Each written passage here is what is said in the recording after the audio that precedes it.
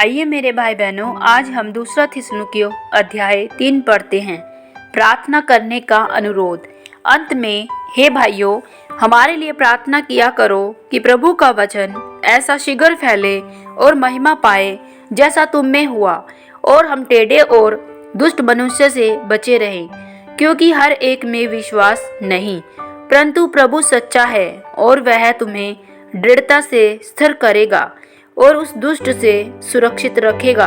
हमें प्रभु में तुम्हारे ऊपर भरोसा है कि जो जो आज्ञा हम तुम्हें देते हैं उन्हें तुम मानते हो और मानते भी रहोगे। परमेश्वर के प्रेम और मसीह के धीरज की और प्रभु तुम्हारे मन की अगुवाई करे। कार्य करने का उत्तरदायित्व। हे भाइयों, हम तुम्हें अपने प्रभु यीशु मसीह के नाम से आज्ञा देते हैं कि तुम हर एक ऐसे भाई से अलग रहो जो अनुचित चाल चलता है और जो शिक्षा उसने हमसे पाई उसके अनुसार नहीं करता, क्योंकि तुम आप जानते हो कि किस रीति से हमारी सी चाल चलनी चाहिए, क्योंकि हम तुम्हारे बीच में अनुचित चाल न चले और किसी की रोटी मुफ्त में न खाई, पर परिश्रम और कष्ट से रात दिन काम धंधा करते थे, और तुम में से किसी पर भार न हो। यह नहीं कि हमें अधिकार नहीं, पर इसलिए कि अपने आप को तुम्हारे लिए आदर्श ठहराएं कि तुम हमारी सी चाल चलो, क्योंकि जब हम तुम्हारे यहाँ थे तब भी यह आज्ञा तुम्हें देते थे कि यदि कोई काम करना न चाहे तो खाने भी न पाए।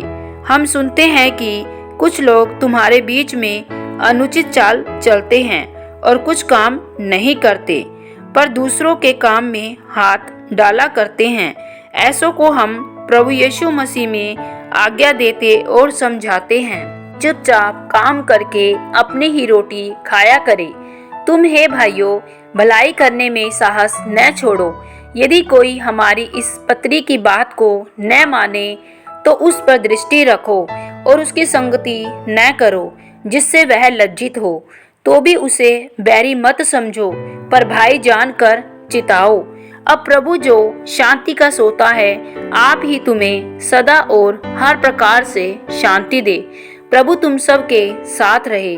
मैं पौलुस अपने हाथ से नमस्कार लिखता हूँ। हर पत्री में मेरा यही चिन्ह है। मैं इसी प्रकार से लिखता हूँ। हमारे प्रभु यीशु मसीह का अनुग्रह तुम सब पर होता रहे। आमीन।